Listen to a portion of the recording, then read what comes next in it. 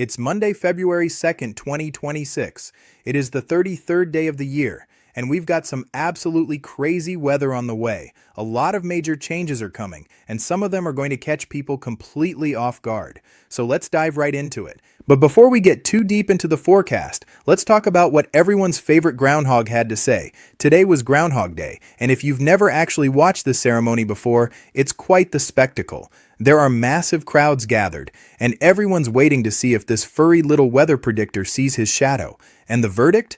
The groundhog saw his shadow, which according to tradition means 6 more weeks of winter ahead of us.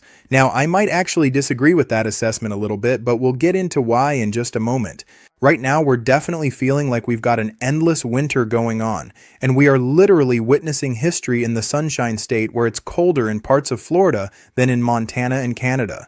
Freeze warnings are in effect for almost the entire Florida peninsula, with wind chills dipping down into the 20s as far south as the Nature Coast, and it's brutally cold in other places too. We're talking about temperatures in the teens from Chicago all the way down to Raleigh, Columbia, South Carolina, and up the East Coast. The cold extends even farther west than that, but you can see that there is some warmer air starting to move in from the Pacific over the Rockies. This warm air is trying its best to nudge eastward into areas east of the Rockies, but these persistent troughs have made it very hard for that to happen. And speaking of persistent troughs, we've got another one digging down from Canada. So we're going to have another blast of cold air on top of the cold air we've already got. And what does that come with? Well, it's coming with some more snow. We actually are going to have a sneaky snow threat that's going to be quite impactful for some people. I think a lot of people are going to be surprised by this one, even though it's not a blizzard or anything major like that. Check this out. We're going to have a decent stretch of snow from maybe St. Louis all the way over to eastern Kentucky up to Chicago by 7 a.m. tomorrow morning. This might drop a coating of snow in Indianapolis, and it actually becomes quite organized as we move forward, and we might have a band of heavy snow building up around 3 p.m. on Tuesday from Louisville, Kentucky up to Cincinnati over to Charleston, West Virginia. Interstate 64 could be pretty messy during rush hour on Tuesday. And then notice how some of that snow actually gets into the mix over in Washington and Baltimore up to Pittsburgh. So this is where I think we're going to have some sneaky travel problems Tuesday afternoon into Wednesday, but it's going to be a quick hitting system for most people. This is not going to be another major winter storm, but it is something that I wanted to draw your attention to if you live in these areas. High-end snowfall totals, we're talking about maybe up to 2 inches in Maysville and Cincinnati and Charleston, West Virginia. About an inch of snow potentially in Lexington and Louisville. Up toward Indianapolis, we could get half an inch or so, just mostly a coating in Washington, D.C., but this is the kind of system where somebody's going to end up getting surprised. There's probably going to be some random place that ends up with 4 inches of snow, and people are going to say, wow, nobody told us about this one. Everyone was talking about that other storm. We didn't get anything from that, and now nobody said anything about this one, and we got 4 inches. Well, I'm telling you right now, it's coming. Don't say I didn't warn you about it. Let's look at the overall pattern and examine why it's been so cold. You see this flow pattern? These are the winds about 18,000 feet above our heads. We're just getting a persistent flow of very cold air from the Arctic, from Canada, right over the eastern United States. This is what's been happening for the past several weeks. We've got persistent troughing in the east. This has led to residual ridging in the west, which has created warmer than average temperatures along the west coast. But this pattern has been incredibly locked in, and it's only going to get more locked in over the near future, over the next week or so.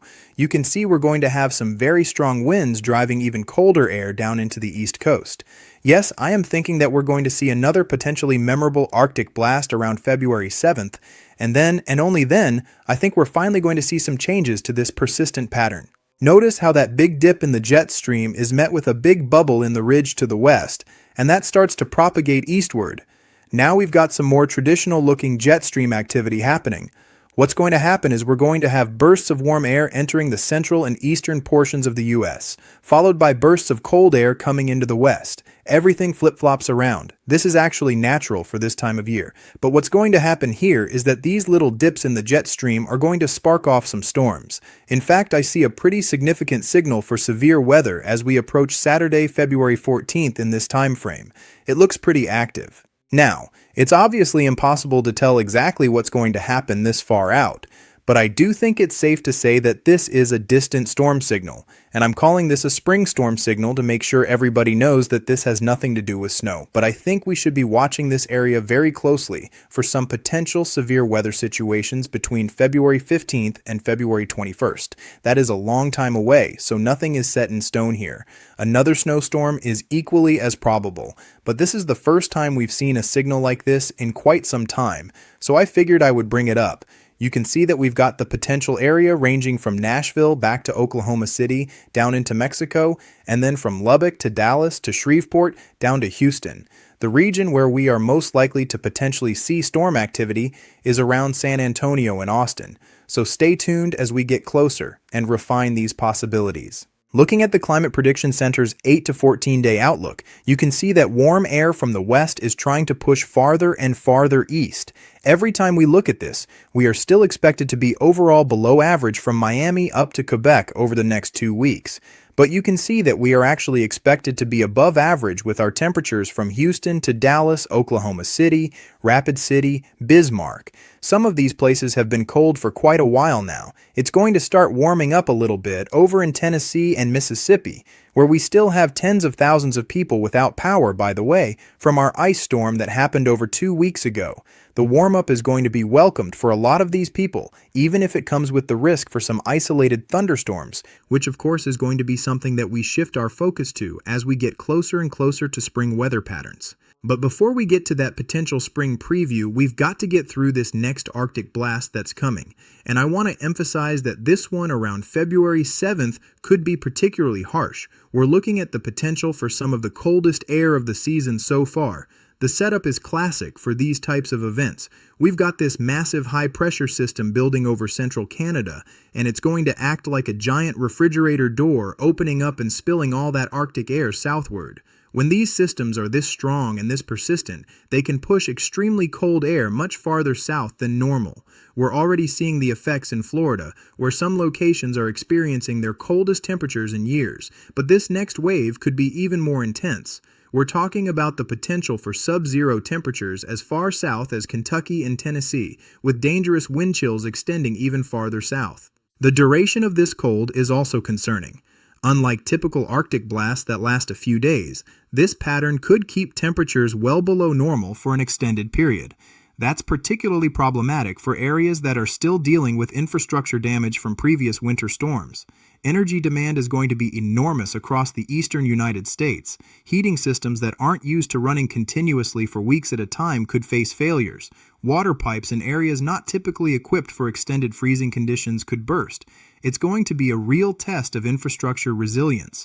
This is the kind of pattern that meteorologists find both fascinating and concerning. Fascinating because of the dramatic atmospheric dynamics at play, and concerning because of the potential impacts on millions of people. The contrast between what we're dealing with now and what might be coming in just a few weeks is stark. From life-threatening cold and snow to potentially significant severe weather, it's a reminder of just how dynamic and powerful our atmosphere can be. For those in the path of the continued cold, make sure you're prepared for an extended period of harsh conditions. For those in areas that might see the rapid warm-up and potential severe weather, start thinking about your severe weather preparedness plans even though it's still winter. The weather over the next few weeks is going to be anything but boring, and some of these changes are going to catch people completely off guard. That's pretty much all the weather analysis I have for you today. Thank you so much for tuning into this video. Make sure you hit that like button and subscribe if you haven't already. Follow me on social media for rapid-fire updates, and I will see you in the next one. Stay safe out there.